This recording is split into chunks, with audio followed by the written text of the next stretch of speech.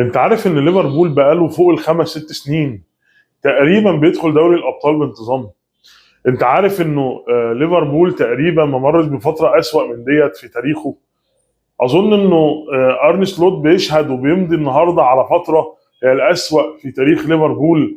النهارده الماتش قدام برايتون، كنت قاعد قدام الماتش يعني عامل زي اللي مزبهل باللي بيحصل بليفربول، وانه بيوصل من المستوى دوت من التدني، او بلاش التدني، يعني بيوصل من المستوى دوت الكروي، ان هو ما عندوش اي شيء منظم، ما عندوش اي شيء على مستوى الرابطه ما بين اللعيبه، ما عندوش. ويمكن هو دوت الفارق في ليفربول السنه دي، ان هو مفتقد الحميه، ومفتقد الجرينتا، ومفتقد الحماس.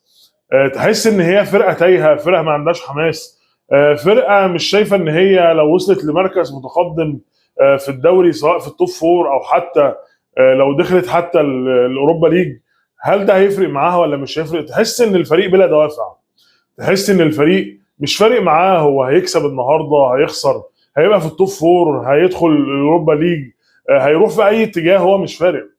في الغالب انا شايف انه تارجت اللعيبه اليومين دول في ليفربول مركز اكتر على ان ازاي ارني سلوت يمشي من الفرقه. انا شايف انه لعيبه ليفربول مركزه اكتر انه ازاي يقدروا يخسروا اكتر ماتشات ممكنه عشان المدير الفني ما يكونش موجود في الفرقه. طبعا ايام يورجن كلوب مختلفه تماما عن ايام ارني سلوت.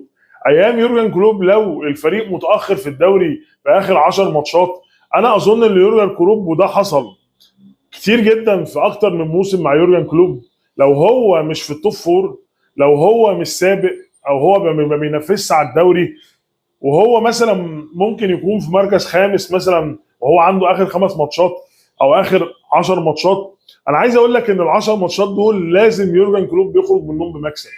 لازم يورجن كلوب بيخلص اخر ماتش في قلب الدوري وهو كسبان كل ال10 ماتشات اللي فاتوا، بريت عالي جدا، بحميه عاليه جدا، بسرعه، بارتدادات، بقوه في الهجوم، بشراسه. بيرجع ليفربول اللي بدا الموسم بقوه كبيره جدا واكتساح اغلب الفرق، بيرجع ليفربول تاني بيكتسح كل الفرق في اخر 10 ماتشات.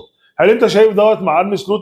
ارني سلوت تحس ان هو واقف تايه على الخط، مش عارف هو بيعمل ايه، ورغم انه اتقدم من الاداره ان ارني سلوت كميه لعيبه لو كانت موجوده في عهد يورجن كلوب كان اكتسح بيهم العالم.